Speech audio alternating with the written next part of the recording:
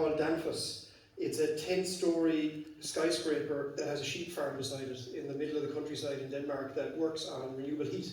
So I'll start by just a bit of optimism that, yeah, I'll come to the wind part in a second, but there's more than just wind that would be a huge opportunity. And there's absolutely no reason why places like Mayo couldn't have a booming economy as we transition to renewable energy. And that's the reason I start by saying Danfoss is just get in the plane and go and see it, because I could tell you all sorts of stories, but there's nothing like seeing it with your own eyes, and that's one place. The other place that I was in, you might have heard of a company called Vestas.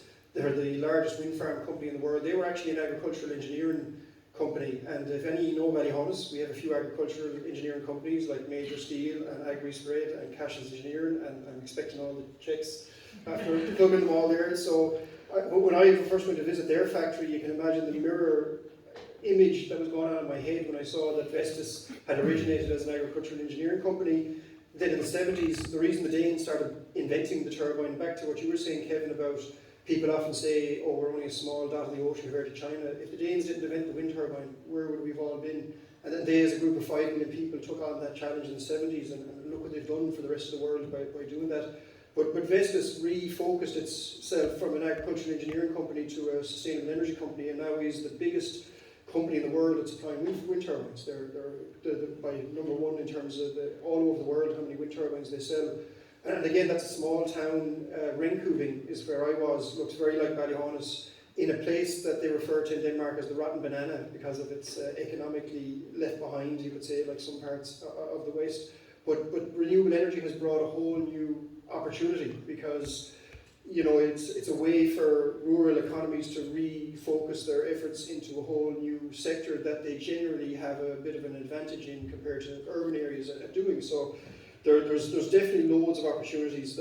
Just to answer your wind one, and I suppose it's the wind story, I would say, is probably not great in terms of what Mayo has left behind. So you're right, there was a decision made only towards the end of last year that EirGrid wouldn't build grid infrastructure to the west because it was just too difficult to build. They've tried for 15 years to build grid infrastructure across the country and failed miserably, and we could be here another day arguing why that happened, but for whatever reason that has happened, and we have now this wonderful resource in Mayo that we can't get out of Mayo.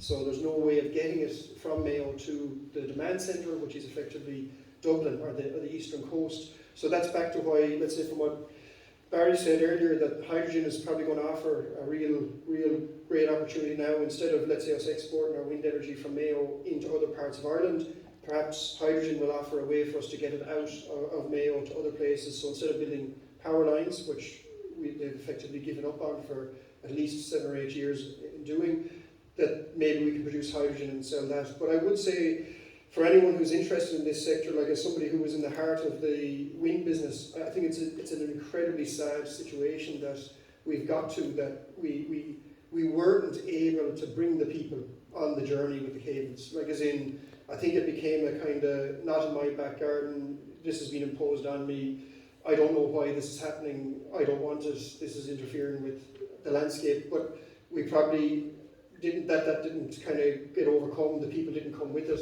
And the bigger picture, let's say, narrative and all the opportunities was probably lost in the middle of probably a lot of ground battles, and the ultimate result is that we now have lost that opportunity as an economic stimulus in this part of the world. So it is a bit of a sad ending, but there is other opportunities like hydrogen, and as I said, go visit Danfoss if you want to see what the heat world could offer. So huge opportunities out there, we just have to grab them, and maybe, as Kevin mentioned in his piece, bring the people with us a bit more next time we have one, than end up in a dog war over why this and why that.